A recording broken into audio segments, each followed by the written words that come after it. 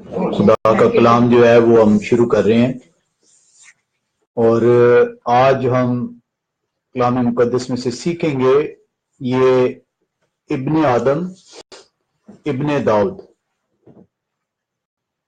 जो इब्ने आदम इब्ने दाऊद जो है वो कौन है और मसीह खुदावन जब अपने आप को इब्ने आदम कहता है तो उसका माने क्या है। इसको सीखने के लिए हमें मुख्तलिफ जो से है वो हवालों को देखना होगा। इसको ना सिर्फ मुख्तलिफ हवालों में जो है इसको तलाश करना होगा इसके माने को, बल्कि मुख्तलिफ जो सूरतें हैं, जो मुख्तलिफ तरीके हैं कि किस तरीके से जो सा है जो इब्ने आदम है वो इब्ने दाऊद भी है और वो खुदा भी है। इसको हम पहला जो सा सीखने के लिए ये हम दानियल नबी की रोया में चलेंगे जो कि तकरीबन जो है कोई 6 BC में जो सी है उसने देखी और उस रोया में वो देखता है कि एक आदमजाद सा, आदमजाद नहीं, आदमजाद सा, लाइक ह्यूमन बीइंग, ठीक है। और उस पर वो देखता है कि वो जो सा है वो आएगा और आके उसकी बादशाहत का आगाज होगा और उसकी बादशाहत का इख्तिताम नहीं होगा और उसकी बादशाहत में उसके जो लोग हैं, जो मानने वाले हैं, वो उसके साथ शामिल होंगे। इसको हम पढ़ने के लिए हम जो सा है दानियल नबी का सहीफा 7वां बाब और उसकी 13वीं और 14वीं आयत का जो है मुताला करेंगे। दानियल 7 बाब उसकी 13वीं और 14वीं आयत का जब हम मुताला करें तो कलाम मुकद्दस हमें यूं सिखाता है, मैंने रात को रोया में देखा और क्या देखता हूं कि एक शख्स आदमजाद की मानेद, एक शख्स आदमजाद की मानेद आसमान के बादलों के साथ आया और कदीमुल अयाम तक पहुंचा। अब वो उससे उसके हुजूर लाए और सल्तनत और हशमत और ममलकत उसे दी गई ताकि सब लोग और उम्मतें और अहले लोग उसकी खिदमत गुजारी करें। उसकी सल्तनत अवधी है जो जाती ना रहेगी और उसकी ममलकत लाजवाल होगी। इसको हम जब इंग्लिश में पढ़ते हैं डैनियल 7:13-14 तो वहां पे हम देखते हैं, I saw in the night visions and behold one like the son of man, one like the Son of Man, came with the clouds of heaven and came to the Ancient of Days, and they brought him near before him, and there was given him dominion and glory and a kingdom, that all people, nations, and languages should serve him. His dominion is an everlasting dominion which shall not pass away, and his kingdom that which shall not be destroyed. अब इसके अंदर आप अगर देखें कलाम खुदा के अंदर तो यहां पे 2 शख्सों का जिक्र है। इस रोया के अंदर दानियल नबी जो रोया देख रहा है इसके अंदर वो 2 शख्सों का जिक्र कर रहा है और एक शख्स जो है वो आदमजाद की मानद है, like the son of man, और दूसरा कौन है, कदीमुल याम, दूसरा कौन है, एंशिएंट ऑफ द डेज। 2 जो से हैं इस रोया के अंदर वो शख्सों का जिक्र दानियल नबी कर रहा है। I saw someone like a son of man. This is the first person. किस तरह वो आ रहा है, son of man, like a son of man, coming with the clouds of heaven. वो कैसे आ रहा है, हवा के बादलों पर। He approached the ancient of days, और वो कहां पे लाया जाता है, एंशिएंट ऑफ द डेज के पास। उर्दू को इसको पढ़ें तो वहां पे आप क्या पढ़ते हैं? दानियल नबी का सहीफा 7 बाब उसकी 13वीं और 14वीं आयत में, मैंने रात को रोया में देखा और क्या देखता हूं कि एक शख्स आदम जात की मानिद, एक शख्स आदम जात की मानिद बादलों के साथ आया। कैसे आ रहा है? बादलों के साथ। ये रोया को समझने के लिए आपको इसके लफ्जों को सीखना होगा। बाइबल मुकद्दस का एक एक लफ्ज जो है खुदा के इल्हाम से लिखा गया है और एक एक लफ्ज के अंदर वो माने रखता है। इससे हमें ये पता चलेगा कि ये जो आदमजात जो है, जो आ रहा है, जो आदमजात की मानिद है, वो कैसे आ रहा है? वो बादलों के साथ आ रहा है और कदीमुल याम तक पहुंचाया। कहां पे वो दूसरे शख्स के पास जा रहा है? दूसरा शख्स कौन है? कदीमुल याम। इंग्लिश में ट्रांसलेट पढ़ते हैं एंशिएंट ऑफ द डेज। ठीक है।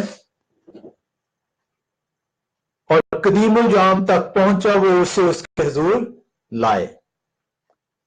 और इसके बाद कलाम खुदा यूं बयान कर रहा है कि इस आदमजात के मानिक जो शख्स है, इसको ममलकत दी गई है और यह बताया जा रहा है कि सब कौमें क्या करेंगी? उसके हुजूर झुकेंगी, उसकी वर्शिप करेंगी, दे विल सर्व हिम। और एक और बात इसके अंदर आप सीख रहे हैं, वो क्या है? कि उसकी ममलकत का इख्तिताम ना होगा। अब इस रोया को जब आप पढ़ते हैं, दानियल नबी की किताब 7 बाब उसकी 13वीं और 14वीं आयत में जो रोया बयान दानियल नबी कर रहा है, जब आप इसको पढ़ते हैं तो ये जो उनसी है हमें चंद चीजों के मुतालिक बताएगी कि इस रोया से मुराद क्या है। हम ये जो वर्ड इस्तेमाल हुआ है एंशिएंट ऑफ द डेज, ये एंशिएंट ऑफ द डेज या कदीमुल अय्याम जो उर्दू में ट्रांसलेट किया गया वर्ड, ये वर्ड जो है ये दानियल नबी के 7वें बाब में 3 दफा जो उनसे आया है और ये खुदा या बाप को जाहिर करता है। और ये दानियल नबी के सहीफा 7वें बाब की कौन कौन सी आयत में है? 7वें बाब की 9वीं आयत, 7वें बाब की 13वीं आयत और 7वें बाब की 22वीं आयत।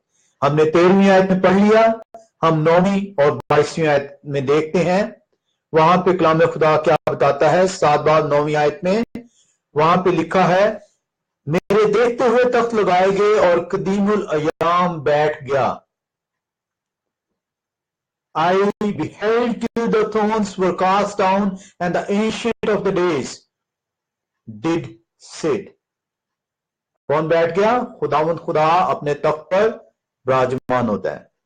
और 22वीं आयत में जब हम जाते हैं तो वहां पे कलाम खुदा हमें यूं सिखाता है, जब तक कदीमुल अय्याम ना आया और हक ताला के मुकद्दसों का इंसाफ ना किया गया और वक्त आ ना पहुंचा कि मुकद्दस लोग सल्तनत के मालिक हों, तो ये जो एंशिएंट ऑफ द डेज कदीमुल अय्याम है, ये दानियल नबी के सहीफे 7 बाब में 3 जगहों पे जो है इसका जिक्र आता है और ये तीनों दफा जो उनसे कलाम खुदा में सिखाता है कि ये खुदा बाप की तरफ इशारा करता है।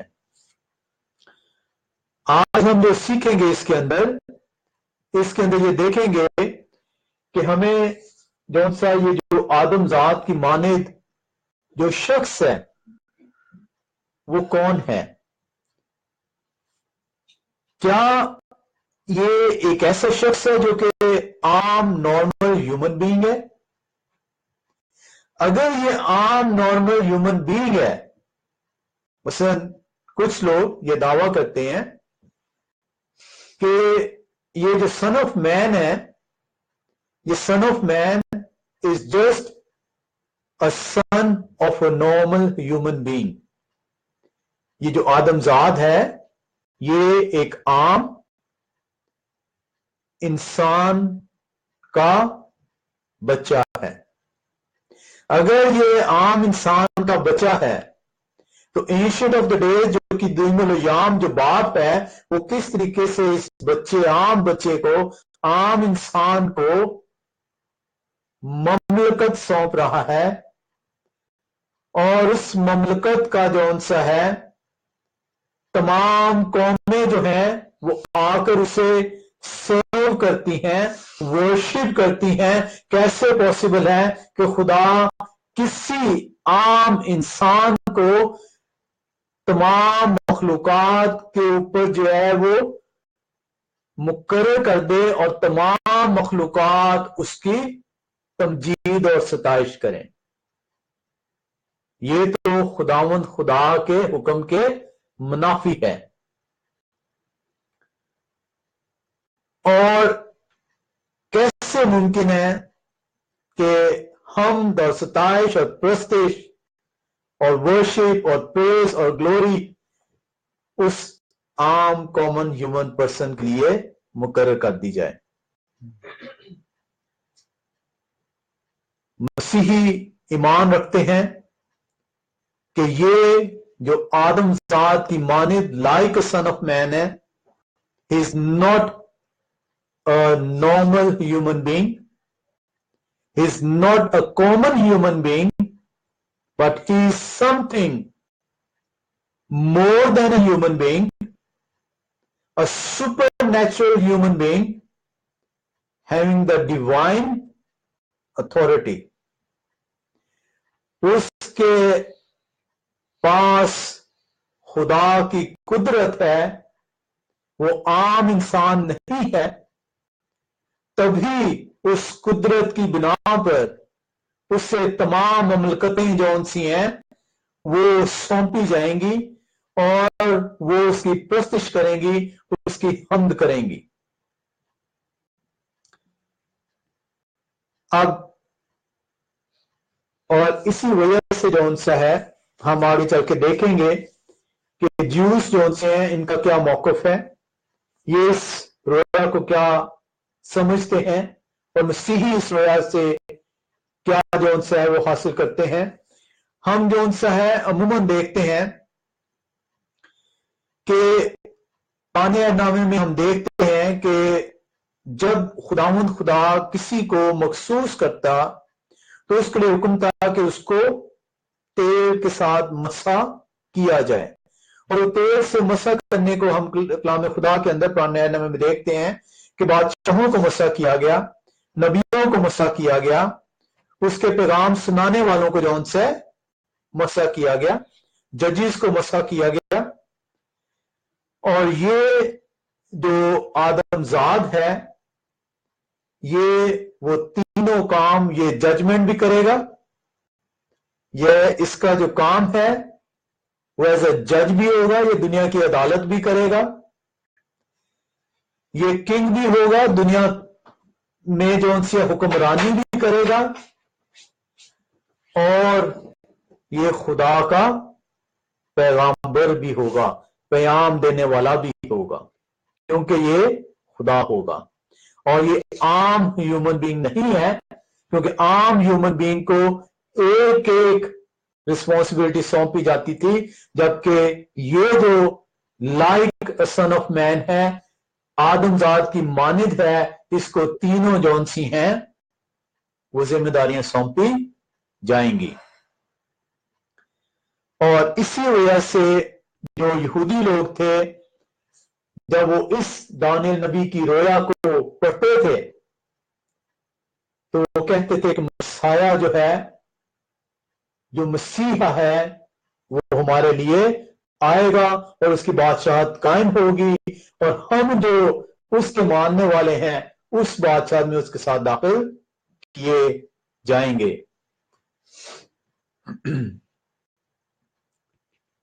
हम जो उनसे है ये जो सन ऑफ मैन या इब्ने आदम जो वर्ड है, ये तकरीबन जो उनसे है ये 200 दफा पुराने और नए अहदनामे में लफ्ज आया है, तकरीबन 200 दफा। और एक सहीफे में तकरीबन 90 से ज्यादा दफा ये लफ्ज आया है। और ये जो लफ्ज सन ऑफ मैन आया है, जिसमें 90 से ज्यादा उस सहीफे में है, वो हिजकियेल का सहीफा है। और हिजकियेल ने जो है अपने लिए सन ऑफ मैन जो है वर्ड यूज किया है। लेकिन हिजकियेल जब अपने लिए सन ऑफ मैन वर्ड यूज करता है तो उस वक्त वो एक कॉमन जो है पर्सन अपने आप को करार देता है।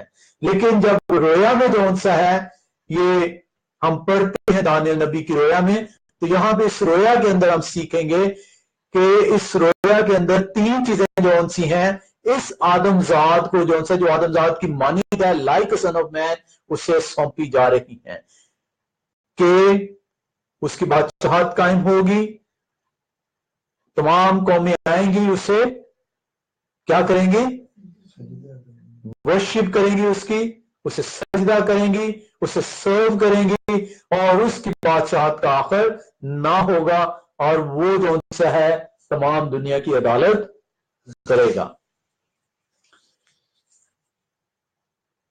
अगर आप नए अहदनामे में आए तो नए अहदनामे के अंदर जो है ये तकरीबन जो है फिर से जो है 90 से ज्यादा मरतबा जो है इसका इस्तेमाल हुआ है। और मसीह खुदावन ने अपने आप को 12 दफा चारों अनाजील के अंदर, मत्ती रसूल की इंजील, लूका रसूल की इंजील, मरकुस रसूल की इंजील, यूहन्ना रसूल की इंजील, चारों मरतबा जो सा है इन अनाजील में अपने आप को सन ऑफ मैन कहा है। उसने अपने आप को खुदा का बेटा कहकर नहीं पुकारा, बल्कि उसने अपने आप को सन ऑफ मैन कहकर पुकारा, उसने अपने आप को इब्ने आदम कहकर पुकारा। अब हम देखेंगे कि वो इब्ने आदम कैसे है, क्योंकि अगर वो ये एक आम इब्ने आदम नहीं है, अगर ये आम ह्यूमन बीइंग नहीं है, अगर ये डिवाइन ह्यूमन बीइंग है, अगर ये सुपर नेचुरल ह्यूमन बीइंग है, अगर ये खुदाई कुदरत रखने वाला इंसान है जो इस दुनिया में आ रहा है, तो फिर खुदा और इस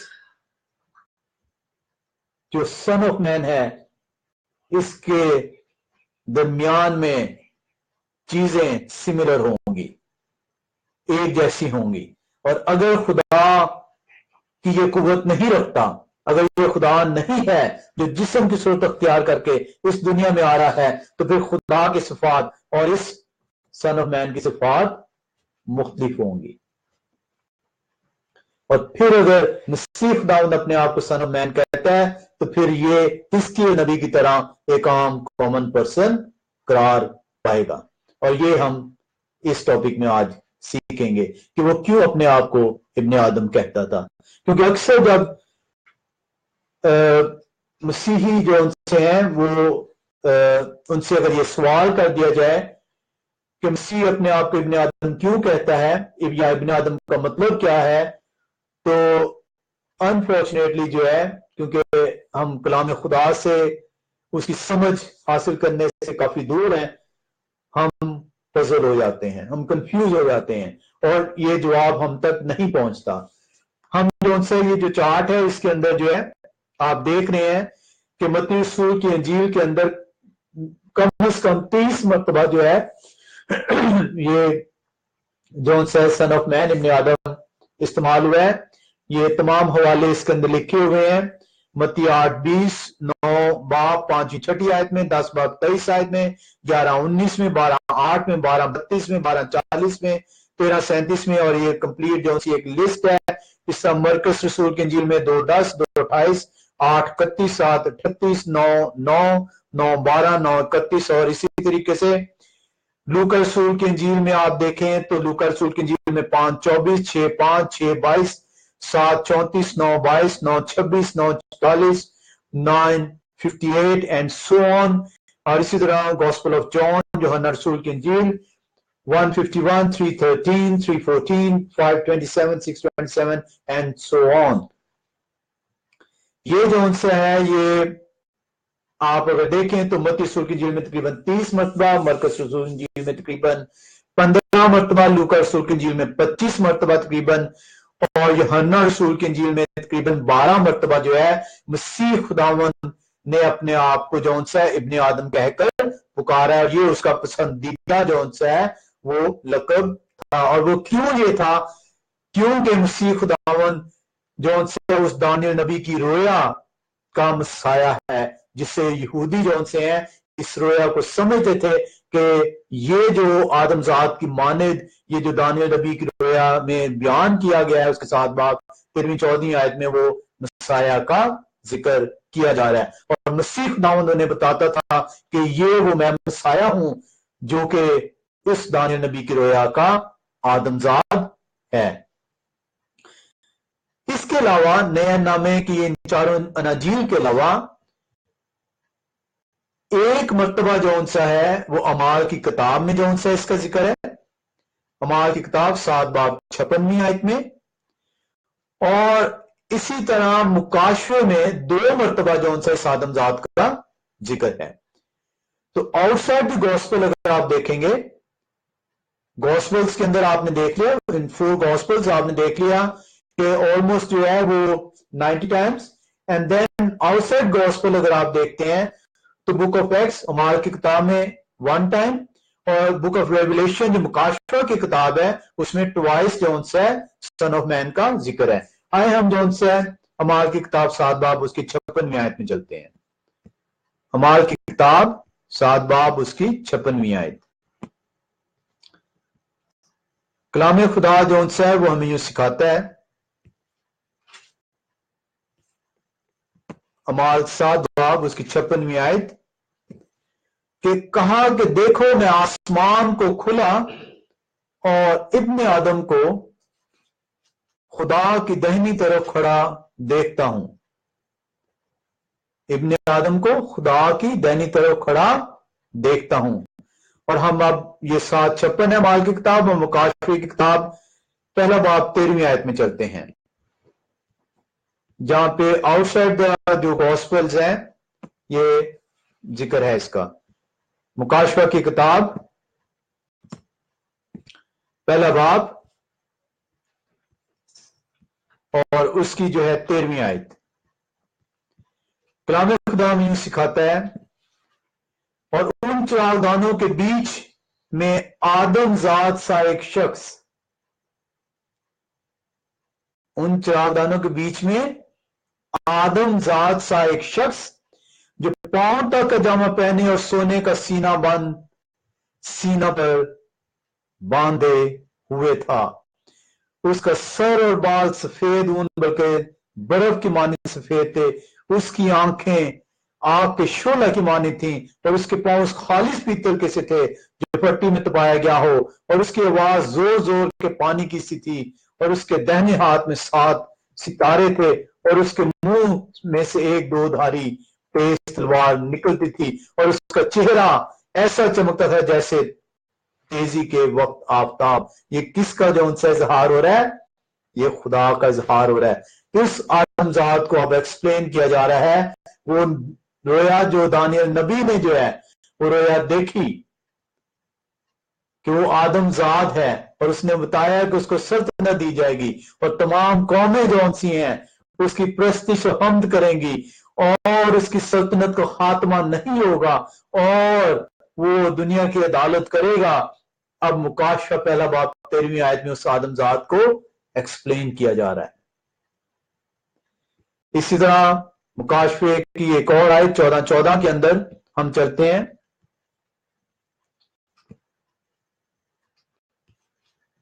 मुकाशफा की किताब 14वां बाब उसकी 14वीं आयत। फिर मैंने निगाह की तो क्या देखता हूं कि एक सफेद बादल है, और उस बादल पर आदमजात की मानित कोई बैठा है। आपने दानियल नबी की किताब 7 बाब 13वीं-14वीं आयत में देखा था कि वो आदमजात किस तरह आ रहा है? बादलों में आ रहा है। ये दानियल नबी ने उस वक्त रोया देखी थी और उसने उस रोया का जिक्र किया, और अब मुकाशफा की किताब 14वीं आयत उस रोया को बयान कर रही है। फिर मैंने निगाह की तो क्या देखता हूं कि एक सफेद बादल है और उस बादल पर आदमजाद की मानियत कोई बैठा है जिसके सर पर सोने का ताज और हाथ में तेज दरांती है। सोने का ताज उसकी किंगडम और तेज दरांती उसकी अदालत की निशानदही करती है।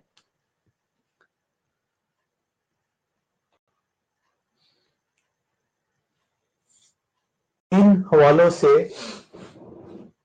आप ये अंदाजा करते हैं कि ये जो लाइक सन ऑफ मैन या आदमजाद की मानी जो शख्स है वो कोई आम कॉमन ह्यूमन नहीं है, वो कोई आम इंसान नहीं है, बल्कि ये वो इंसान है जो जिस्म की सूरत अख्तियार करता है, जो खुदाई कुदरत अख्तियार जो खुदाई कुदरत रखता है और इस जमीन पर आ रहा है और इस जमीन पर जो सा है अपनी बादशाहत कायम करेगा और दुनिया की सारी कौमें जो हैं उसके सामने झुकेंगी और वो उनकी अदालत करेगा। हम खुदा और सन ऑफ मैन की सिमिलैरिटीज को अब देखेंगे।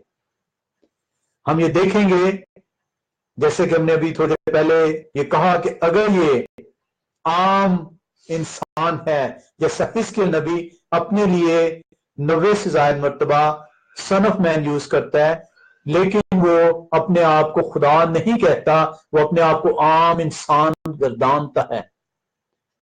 और मसीह जब अपने आप को सन ऑफ मैन कहता है तो उस दानियल नबी की रोया का बयान कर रहा है। और इसको आप देख रहे हैं मुकाफे के अंदर भी। आए हम अब देखते हैं कि ये सन ऑफ मैन, ये इब्ने आदम जो आदमजाद की मानिंद है और खुदा जो है, इनमें क्या चीजें मुश्तरक हैं, क्या चीजें सिमिलर हैं। हम ये देखते हैं कि खुदाए कुदूस जो है, खुदाए जुल जलाल जो है, वो तमाम दुनिया का हुक्मरान है और तमाम दुनिया पर वाजिब है कि उस खुदाए वाहिद की प्रस्तिश करें। हम इसको पढ़ते हैं दानियल नबी के सहीफे 7 बाब के अंदर ही, उसकी 18वीं आयत में। दानियल नबी का सहीफा 7 बाब और उसकी 18वीं आयत 13वीं 14वीं तो रोया के मुतलिक है। लेकिन हक ताला के मुकद्दस लोग सल्तनत ले लेंगे और अब तक, हाँ अब्दुल बाद तक उस सल्तनत के मालिक रहेंगे। क्या बताया जा रहा है कि ये जो बादशाहत कायम होगी 13वीं 14वीं आयत में। 18वीं आयत क्या बता रही है? लेकिन हक ताला के मुकद्दस लोग, किसके मुकद्दस लोग? हक ताला। हु इज हक ताला? खुदा, द मोस्ट हाई। उसके लोग जो उसको मानने वाले हैं, जो उसके हुक्मों पर, आइन पर चलने वाले हैं, वो क्या करेंगे? वो सल्तनत, वो जो बादशाहत कायम की जाएगी, तो बादशाहत किसके लिए, किसको दी जाएगी? जो आदमजात की मानिंद है। लेकिन हक ताला के मुकद्दस लोग सल्तनत ले लेंगे और अब तक, वो बादशाह कब तक है? अब तक है। और ये बादशाह कलाम खुदा बयान कर रहा है कि वो ले लेंगे और अब तक, हाँ अब्दुल बाद तक उस सल्तनत के मालिक होंगे। अब हम इसी की बात की आगे 22वीं और 27वीं आयत में जाएंगे। हमें यहां पे पता चल रहा है कि खुदा कौन सा है, उसकी सल्तनत है और उसके लोग उस सल्तनत के मालिक ठहरेंगे। 22वीं आयत में हम देखते हैं, जब तक के कदीमुल याम ना आया और हक ताला के मुकद्दसों का इंसाफ ना किया गया और वक्त ना पहुंचा कि मुकद्दस लोग सल्तनत के मालिक हों। कब सल्तनत के मालिक होंगे? जब कदीमुल याम आएगा और इंसाफ करेगा। और 13वीं 14वीं आयत क्या बयान कर रही है कि सल्तनत उसको दी जाएगी और तमाम कौमें उसके हजूरी में आएंगी, उसके आगे झुकेंगी, उसे वर्शिप करेंगी और वो उन कौमों का इंसाफ करेगा। तब ये सल्तनत कायम होगी और उसके लोग उस सल्तनत में शामिल होंगे। और यहां पे जो 22वीं आयत आपको बयान कर रही है 7वें बाब की कि खुदा ताला इंसाफ करेगा और उस इंसाफ के नतीजे में क्या होगा, उसके लोग उस सल्तनत में शामिल होंगे। ऐसे नहीं गेट ओपन होगा और सारे लोग अंदर आ जाएंगे। इंसाफ होगा, पहले हर एक को उसके कामों के मुआफिक बदला दिया जाएगा और फिर जो खुदा ताला के चुने हुए लोग, जो उसके हुक्मों पर अमल करने वाले, जो उसके आइन पे चलने वाले, वो उस बादशाहत में दाखिल किए जाएंगे। और 27वीं आयत जो बयान करती है, और तमाम आसमान के नीचे सब मुल्कों की सल्तनत और ममलकत और सल्तनत की हशमत हक ताला के मुकद्दस लोगों को बख्शी जाएगी। किसके मुकद्दस लोगों को? हक ताला। हक ताला कौन? खुदा जो बाप है। और आप देख रहे हैं 13वीं 14वीं आयत में ये सल्तनत किसको बख्शी जा रही थी? उस जो आदमजात की मानित है। यानी ये आम आदमजात नहीं है, ये वो आदमजात है जो कि हक ताला है और वो अब जिस्म की सूरत अख्तियार कर रहा है। वो क्या कर रहा है? वो फ्लैश जो उनसे अपना रहा है, अब इंसानी जिस्म अख्तियार कर रहा है। ये हक ताला और हमारे दरमियान रहने आ रहा है। और इसीलिए जो ड्यूस थे, जो जिनको ये दिया गया, जो खुदा की चुनी हुई कौम है, वो दानियल नबी की रोया को समझते हैं और वो ये बयान करते थे कि ये रोया मसाया के मुतालिक बयान कर रही है कि उसकी बादशाह। तो इसीलिए जब मसीह खुदावंद आता है और अपने आप को इब्ने आदम कहकर पुकारता है, तो यहूदियों को समझ थी कि ये अपने आप को इब्ने आदम क्यों कहता है। उन्हें इल्म था इब्ने आदम कौन है, लेकिन वो ये कहते थे कि इब्ने आदम तो जब आएगा तो उसकी सल्तनत का आगाज होगा, वो हमें रोमियों की गुलामी से निजात दे देगा और हम उसके साथ सल्तनत में शामिल हो जाएंगे और तमाम दुनिया की कौमें जौन सी हैं वो हमारे नीचे होंगी। ये कैसा इब्ने आदम है। लेकिन वो ये नहीं समझते थे कि सिर्फ इसकी बादशाहत का जिक्र नहीं है, बल्कि इसके दुख उठाने का भी जिक्र है। पहले वो दुख उठाएगा, फिदिया देगा, आसमान पर जाएगा और फिर दोबारा उसकी आमद होगी। और ये दोबारा आमद का जो है दानियल नबी पेशन गोई करता है। हम एक और हवाले में चलते हैं, ज़करिया नबी की किताब 9वें बाब में। ज़करिया नबी की किताब 9वां बाब,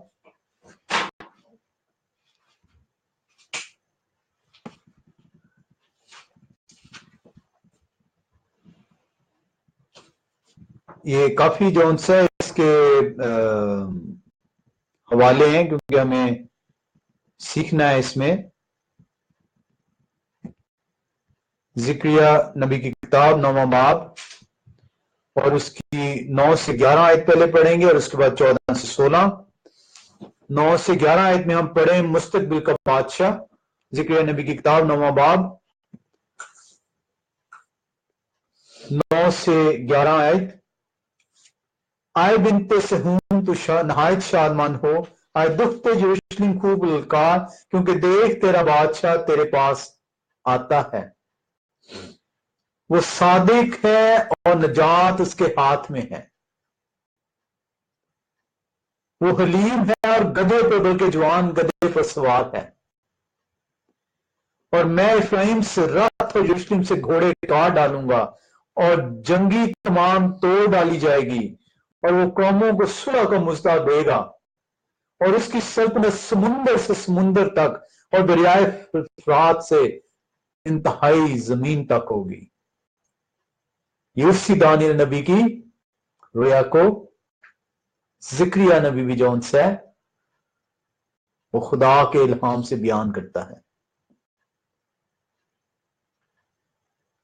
कि तमाम कौमें जौन सी हैं वो उसकी मती हो जाएंगी, तमाम कौमों पर उसकी सल्तनत कायम होगी और वो क्या होगा, सादिक होगा, वो हलीम होगा, वो गधे के बच्चे बल्कि जवान बच्चे पर आप देखते हैं कि मसीह खुदावन गधे के बच्चे पर सवार होता है।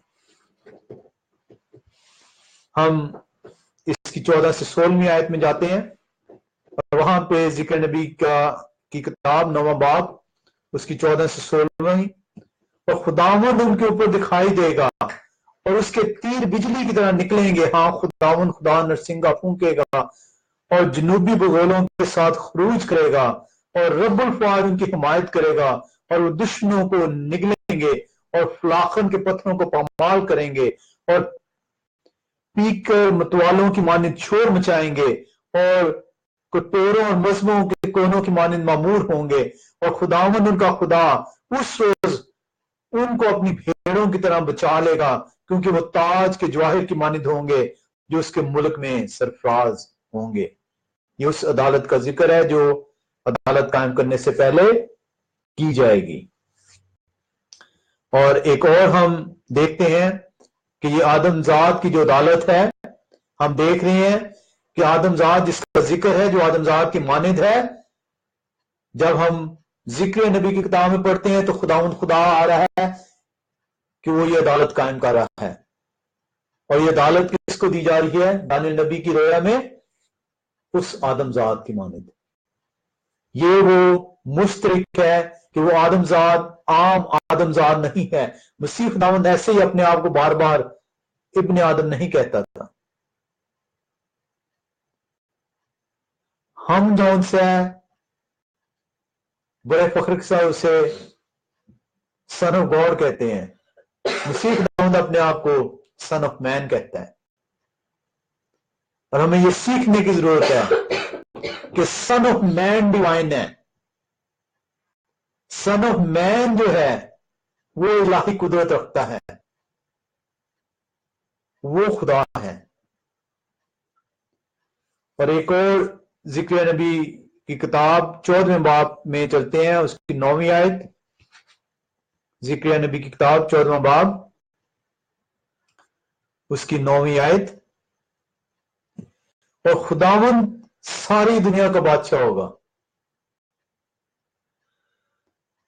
और उस रोज एक ही खुदावंद होगा और उसका नाम वाहिद होगा।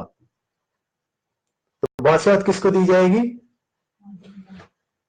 जो आदमजात की मानिंद है, who is like the son of man.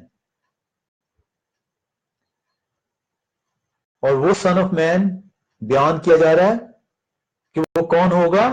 खुदावंद खुदा होगा जो सारी दुनिया का बादशाह होगा।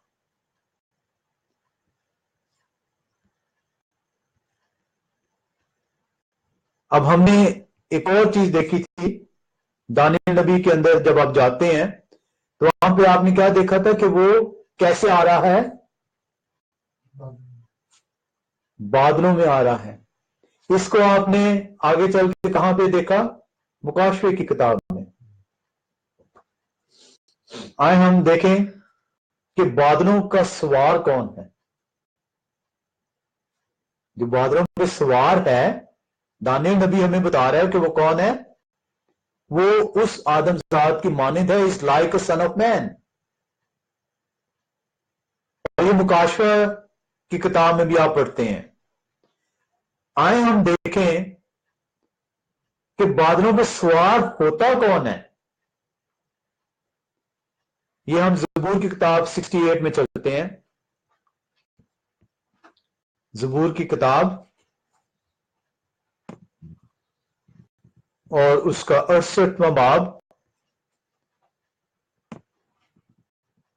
और उसकी चौथी आयत।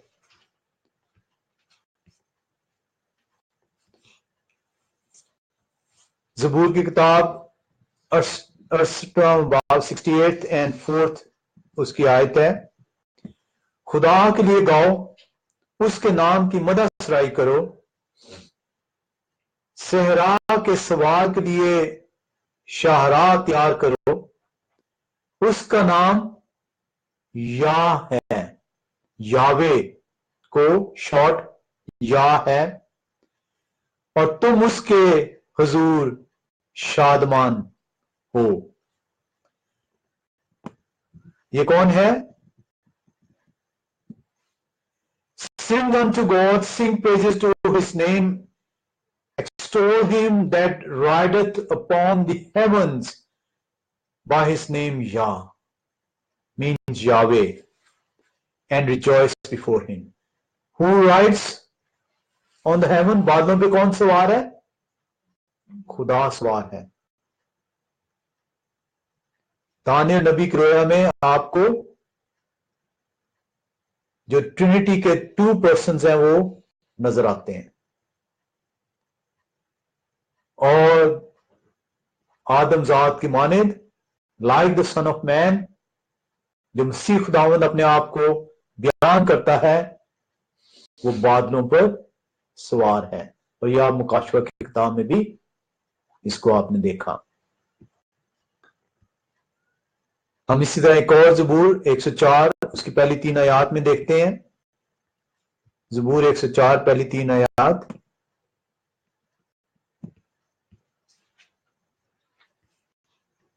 आए मेरी जान तो खुदावंद को मुबारक है, आए खुदावंद मेरे खुदा तो नहायत बुजुर्ग है, तो हशमत और जलाल और से मुलब्बस है, तो नूर को पोशाक की तरह पहनता है और आसमान को सायाबान की तरह तानता है, तो अपने बालक खाना को शतीर पानी पर टिकाता है, तो बादलों को अपना रथ बनाता है। कौन बादलों का सवार है? खुदा। दी ज्यादा हम सिमिलरिटीज देख रहे हैं कि मसीह खुदावंद अपने आप को सन ऑफ मैन कहता क्यों था। ज्यूस जो यहूदी जो खुदा की चुनी कौम है, जिनको ये शरीयत दी गई, जिनको खुदा का कलाम जो उनसे पहुंचाया गया, वो इस रोया को समझते थे। उन्हें इल्म था कि ये रोया जो उनसे है, ये आदमजात की माने like son of man is the Messiah,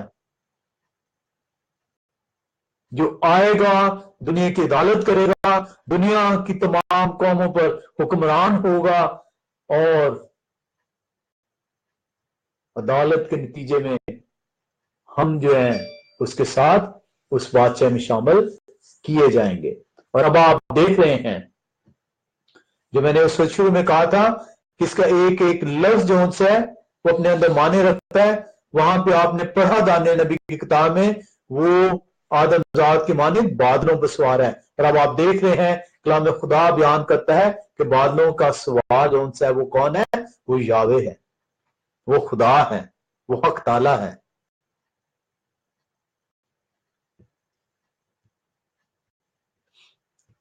और इसी तरह आप यसाया नबी के सहीफा 19वां बाब और उसकी पहली आयत में भी जो उनसे वो देखते हैं।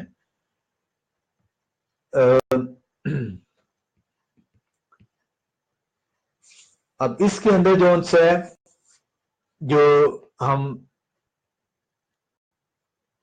ने कलाम खुदा में हम बार बार कह रहे हैं कि जो यहूदी थे, जिनको जो खुदा की चुनी कौम थी बनी इसराइल, वो इस रोया को समझते थे।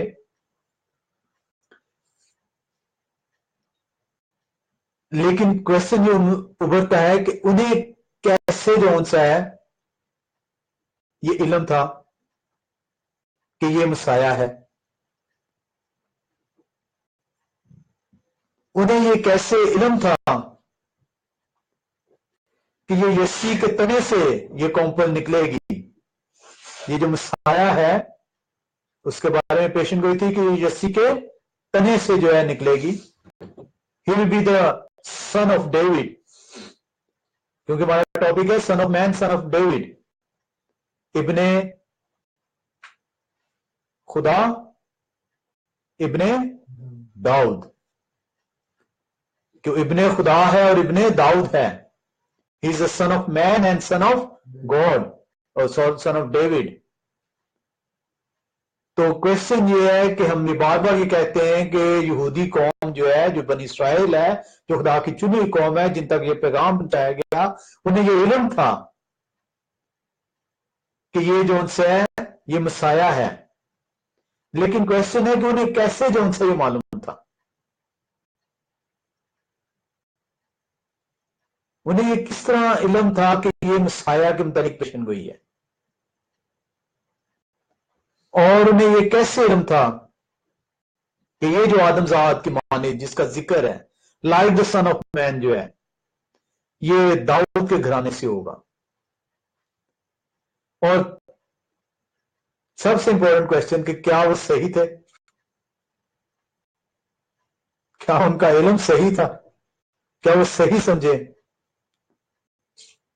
इसको जानने के लिए अगर तो आप कहते हैं तो आज ही हम इसको सीख लेते हैं। हमें इस दानियल नबी की जो रोया को है ये मजीद जानने के लिए हमें जो है अहद अतीक में, पुराने अहदनामे में जाना पड़ेगा और उसके अंदर मुख्तलिफ हवालों को देखना होगा। और अगर आप कहते हैं तो इसको हम आइंदा के लिए रख लेते हैं, इन सवालों को जानने के लिए कि यहूदियों को क्यों यकीन था कि ये दानियल नबी की रोया जो उनसी है, जो 7 बाब 13वीं 14वीं आयत में बयान हो रही है, ये मसाया के मुतालिक है और वो यस्सी के तने से यानी दाऊद ही के घराने से ये निकलेगा।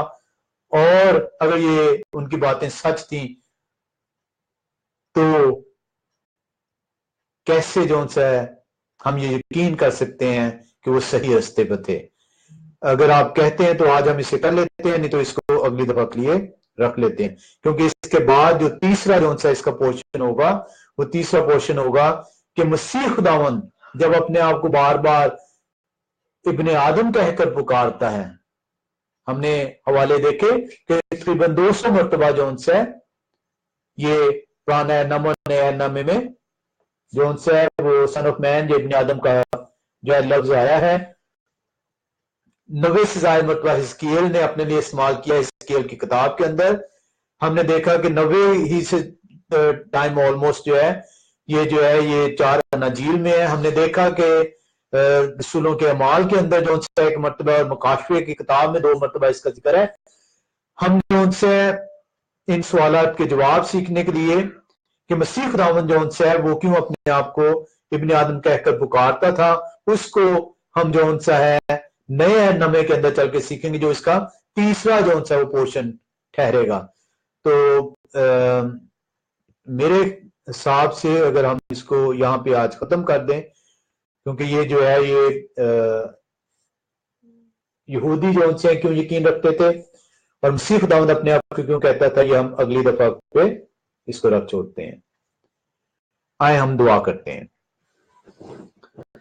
कुदूस आसमान ज़मीन के मालिक खुदावंद खुदा का आदम बाप, तेरा शुक्र है खुदावंद, तू रब रहीम करीम है। तेरे पाक नाम में को ताकत इज्जत बरकत तेरे पाक नाम में हशमत है खुदावंद। तेरा शुक्र आसमान ज़मीन के मालिक आज के दिन के लिए तूने हमें दिया है खुदावंद, ताकि तेरी हजूरी में तेरे पाक नाम को सजदा करने, तेरे पाक नाम के हमद सताइश करें खुदावंद। तू ही है खुदावंद हमद सताइश के लायक है खुदावंद। तेरे पाक नाम को जलाल पहुंचे है खुदावंद। तू हमें अकल दे, टाइम दे, समय दे खुदावंद। अपने पाक नाम में कुव्वत बरकत ताकत बख्श खुदावंद। ये दिन जो तूने हमें दिया है खुदावंद, तौफीक बख्श है खुदावंद। इस ईद को जो हफ्ते की ईद है खुदावंद, हम तेरे पाक हजूरी में है खुदावंद आए और तेरे पाक हजूरी में ईद को जो है मना सके है खुदावंद। तो तमाम लोगों को खुदावंद एक एक फर्द को जो तेरे पाक कलाम को सुने, सीखे, समझे खुदावंद, वो उसकी जिंदगियों में असर करता चला जाए खुदावंद। एक एक फर्द जो उनसे है उसे छू है, उससे बरकत बख्श है खुदावंद। उसकी तमाम तकलीफ, कमजोरी, बीमारी, गुनाह को दूर कर दे खुदावंद। उसकी तमाम मुनाजातों को खुदावंद अपने पाक नाम के वसीले से कबूल कर खुदावंद। एक एक फर्द के अंदर अपनी रूह डाल खुदावंद, ताकि तेरे पाक कलाम के सिखाए उसूलों के मुताबिक अपनी जिंदगी बसर कर सके खुदावंद। तू रहनुमाई निगहबानी करने वाला बाप है, तू रहम करे खुदावंद। तू खुदावंद खुदा का आदम बाप है, तू तो छू तो इज्जत तो हिम्मत तो बरकत बख्श रहम कर। ये सब कुछ मांगते हैं और ईमान रखते हैं, पा लेते हैं तेरे पाक नाम के वसीले से, आमीन।